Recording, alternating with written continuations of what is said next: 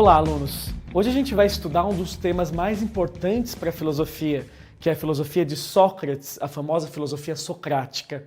Sócrates não foi apenas um grande nome para a filosofia. Sócrates também é um divisor de águas nessa nossa forma de conhecimento. A gente divide a filosofia em pré-socrática, aqueles filósofos que estudam a physis, a arquê, que tentam entender os fenômenos naturais, e a filosofia pós-socrática, porque o Sócrates inicia uma nova tradição filosófica. E essa nova tradição filosófica é uma tradição baseada em aspectos mais humanos, que a gente chama de nomos. O que é o nomos? O nomos é a compreensão da problemática humana nesse mundo. Sócrates ele vai tentar trabalhar questões existenciais, né, de onde nós viemos, quem somos nós, o que é o conhecimento, o que é a verdade, o que é a sabedoria. Isso é muito legal porque Sócrates está vivendo no momento em que Atenas está chegando aí no seu auge. Isso não é necessariamente uma coisa boa, porque Atenas, embora esteja desenvolvendo a democracia e Atenas seja o governo aí dos cidadãos, democracia na verdade significa isso, o governo dos cidadãos, mas nem todo mundo era cidadão. As discussões aconteciam na Ágora de Atenas, na praça pública. E nessa Ágora, quem ganhava as discussões eram os que eram melhores na retórica. Só que muitos que aprendiam a retórica com os sofistas, a gente vai ver quem são os sofistas, não estavam preocupados aí com a busca da verdade. E buscar a verdade para o Sócrates é o fundamento da filosofia. Então, no mundo onde a gente tem o poder da palavra, mas a palavra não tem compromisso com a verdade, o Sócrates vai questionar os cidadãos e vai acabar, após esse questionamento, pagando aí com a sua própria vida. Sócrates vai ser condenado à morte, a gente vai ver as razões dessa condenação, alunos. É importante a gente pensar, né, nos crimes que o Sócrates foi acusado e por que ele incomodou tanta gente na época que ele viveu na polis de Atenas. Sócrates foi muito importante por ter influenciado aí os discípulos dele, dentre, né, os mais conhecidos, dentre os discípulos, Platão. Platão vai seguir a linha também do seu mestre e a gente vai trabalhar Platão numa próxima aula. Hoje a gente precisa compreender aí alguns pensamentos básicos do Sócrates e ver o método que ele criou para tentar criar o conhecimento, a chamada maiêutica. E é importante a gente trabalhar essa questão da sabedoria no Sócrates, porque a sabedoria para Sócrates, na verdade, não é essa sabedoria que a gente pensa hoje em dia, né, de acumular conhecimentos. Na verdade, ser sábio para o Sócrates significa você ser humilde perante o conhecimento e as formas de conhecimento. Buscar a verdade, mas sempre pensando que o ser humano nunca vai conseguir conquistar a verdade absoluta. Essa é uma das bases da filosofia socrática. E o mais legal é que a gente pensa no seguinte: Sócrates sempre foi procurado por pessoas que o consideravam sábio. E Sócrates dizia que, na verdade, ele não sabia de nada. Algumas frases importantes para vocês da filosofia socrática. Só sei que nada sei. Essa é a verdadeira sabedoria para um filósofo como Sócrates. Só sei que nada sei representa para a gente aqui não só uma humildade perante o conhecimento, mas o desejo de saber sempre mais, de que o seu conhecimento nunca vai ser um conhecimento realmente absoluto. Outra frase importante, né? A importância da reflexão para o Sócrates: uma vida que não é refletida não vale a pena ser vivida. A reflexão, o senso crítico deve estar presente em todos nós. Sócrates ele foi um mestre da retórica, mas ele não usava essa retórica para poder convencer as pessoas do que ele queria sem um propósito. O Sócrates sempre buscava aí uma verdade maior, sabendo que essa verdade muitas vezes podia ser inatingível. Por exemplo, aqui na nossa próxima frase, é preciso amar buscar a verdade, mas nunca defendê-la, porque quem defende a verdade absoluta julga que está possuindo essa verdade e ninguém possui todo o conhecimento do universo. Então, Sócrates, em relação aos filósofos pré-socráticos, Sócrates ele coloca aí uma postura mais de humildade perante o conhecimento, mas uma vontade também de saber mais, um compromisso com a verdade. E isso é uma das formas de sabedoria do pensamento socrático. Sócrates insiste nisso, ele insiste no senso crítico das pessoas, o Sócrates questiona todo mundo sobre questões importantes, mas ele não questiona sem um sentido. O Sócrates ele possui um método de questionamento, e esse método ele foi criado para dar origem né, como se fosse um parto do conhecimento, para que as pessoas próximas a ele também pudessem ter as próprias ideias e sair um pouquinho do nível da opinião, porque a opinião ela é muito rasa. A gente acha que a gente tendo opinião sobre um assunto, a gente conhece o assunto. E o Sócrates vai mostrar que não, que opinião é opinião. A verdade, ela vai muito além das nossas opiniões. Mas como é que a gente sabe que Sócrates existiu se Sócrates nunca deixou obras escritas? A gente tem uma leve noção de como teria sido Sócrates pelos diálogos platônicos. O Platão é a nossa principal fonte. Mas dentre algumas fontes importantes, por que escolher justamente Platão?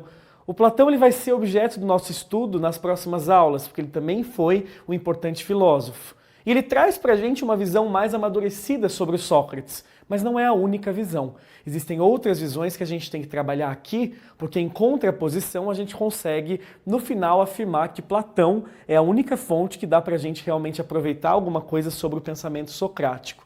E essas 4 fontes, coloquei aqui na lousa para vocês, a gente vai começar pela mais comum delas, na verdade, que é o Xenofonte. Xenofontes é um amigo pessoal do Sócrates e ele tem um discurso no qual ele diz que Sócrates fez o que fez porque foi ingênuo e que Sócrates, na verdade, era inofensivo.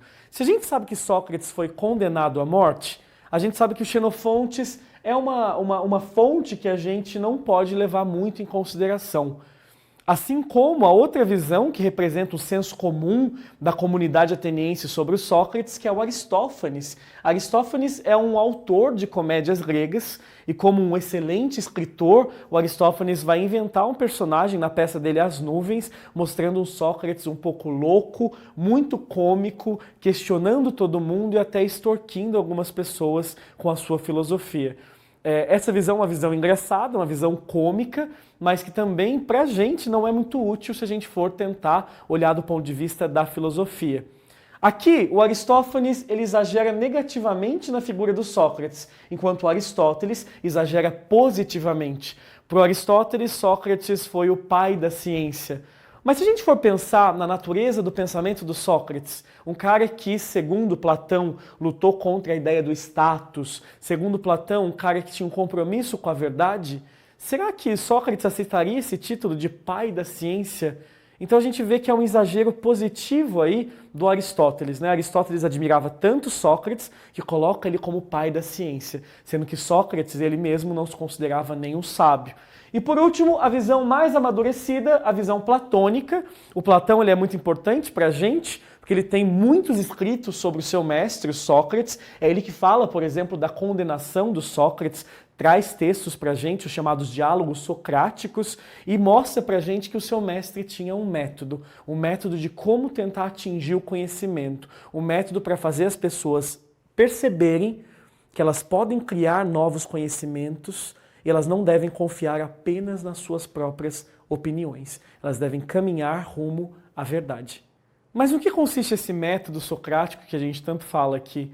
O método socrático ele tem algumas etapas muito importantes para você acessar o conhecimento. E essas etapas, as 4 etapas do método socrático, cada uma tem um sentido aí diferente para a gente. O Sócrates ele foi um grande mestre ao aplicar esse método com seus discípulos. E a ideia é que os discípulos procurem o próprio conhecimento e se tornem também mestres algum dia, se tornem grandes filósofos. E dessa brincadeira toda a gente tem filósofos geniais como, por exemplo, Platão, o discípulo mais próximo do Sócrates.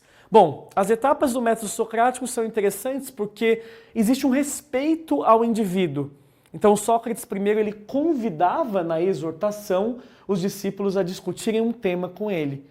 Então, se você aceita o convite de alguém para discutir, é porque você está afim de discutir. É porque você está aberto a essa forma de conhecimento. Você quer trilhar esse caminho. E o mais legal do método socrático é que quando você entra na primeira etapa, você não sai igual na última etapa. Existe um caminho de crescimento e de aprofundamento do conhecimento nessas 4 etapas. Se você aceita o convite, agora é a vez de Sócrates indagar sobre o tema. E o Sócrates, ele quer com isso buscar o senso comum, ele quer buscar as opiniões. E aí quando você entra com uma opinião muito definida sobre um tema, por exemplo, pobreza, né, você fala, nossa, pobreza é terrível.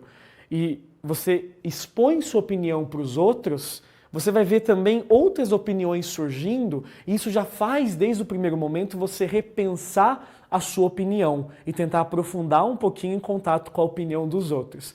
Mas o método socrático não para por aí. Além de você ouvir a opinião dos outros e Sócrates indagando sobre o tema, agora vem a parte divertida para o Sócrates, a ironia. A ironia é o momento que o Sócrates ele vai destruindo as opiniões que ele ouviu, para mostrar que, na verdade, você, como discípulo, não entende completamente daquele assunto, que, na verdade, você acha que sabe, mas você não sabe de nada. E esse terceiro passo, da destruição do argumento pelo Sócrates, é um passo importante para gerar o final, né? O grande finale do método socrático é a chamada maiêutica, e a maiêutica significa, literalmente em grego, parto.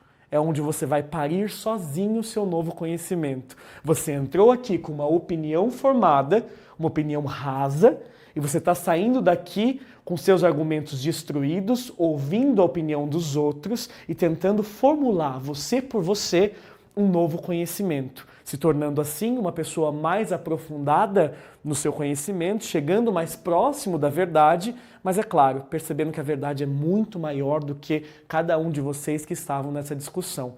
E é a partir daí que você pode se tornar um novo filósofo, assim como Sócrates foi, assim como Platão foi um grande filósofo, por tentar ter as próprias ideias e criar aí suas próprias teorias e teses.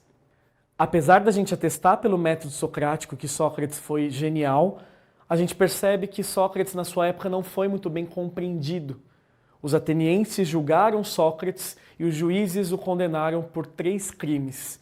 E cabe aqui a gente avaliar esses 3 crimes. A condenação de Sócrates é um tema importantíssimo para a gente, porque esse filósofo ele vai sofrer aí uma condenação pública. Ele vai ser condenado a tomar um copo de cicuta, um copo de veneno, frente aí à sociedade ateniense, e ele vai ser acusado de 3 coisas. Primeiro, corromper a juventude de Atenas, fazendo essa juventude pensar e questionando a sociedade da época dele. Sócrates vai ser acusado de desacreditar nos deuses da cidade e fazer com que os próprios discípulos, os jovens, também desacreditem nesses deuses, quando na verdade Sócrates questionava o poder dos sacerdotes e questionava algumas atitudes dos cidadãos. O que leva a gente ao terceiro crime pelo qual Sócrates vai ser condenado à morte. Sócrates foi acusado de ir contra a democracia. Sócrates sabia que a democracia não era um sistema ideal, porque a democracia ela poderia se corromper através de maus cidadãos. Um bom cidadão para o Sócrates não é aquele que vai na ágora discutir e ganha todas as discussões. Um bom cidadão é aquele que tem um compromisso com a sua cidade, é aquele que quer buscar a verdade. Ganhar discussões na ágora, qualquer um que tivesse a educação que os sofistas proporcionavam, qualquer um que tivesse acesso ao poder da retórica, poderia ganhar. Mas compromisso com a verdade, compromisso com a cidade, apenas um filósofo poderia desenvolver. Mas Sócrates, até no último momento, ele conseguiu filosofar e ser fiel às suas próprias ideias. Ele preferiu morrer fiel às suas próprias ideias do que se trair nos últimos momentos. Como a gente pode ver no texto aqui que o Platão escreveu sobre esse momento tão importante, aí os últimos momentos de vida do Sócrates. Sócrates diz o seguinte: vós também, senhores juízes, devem bem esperar da morte e considerar particularmente essa verdade. Não existe para o homem bom mal algum, quer na vida, quer na morte, e os deuses não descuidam do seu destino. O meu destino não é consequência do acaso. Vejo claramente que era melhor para mim morrer agora e ficar livre de fadigas. É por isso que a advertência nada me impediu. Não me revolto absolutamente contra os que votaram contra mim ou me acusaram. A verdade é que não me acusaram e nem me condenaram com esse modo de pensar, mas sim na suposição de que me causavam algum dano. Nisso merecem censura.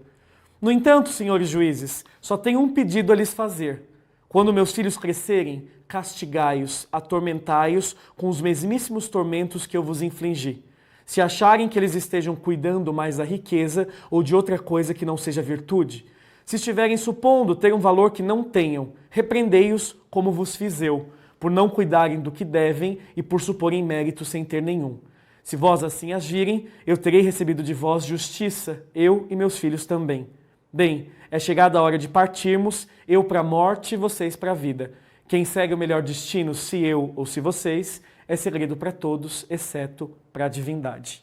Esse texto é uma obra de Platão, conhecida como Apologia de Sócrates, onde Platão narra esses últimos momentos do seu mestre, e a gente percebe que Sócrates, até o final, dá evidências da sua filosofia, traz pra gente esse compromisso com a verdade que ele teve aí durante o momento que ele questionou toda a sociedade de Atenas e trouxe uma filosofia mais humana, transferiu a filosofia da physis, como eram os pré-socráticos, para o nomos, para questões mais existenciais.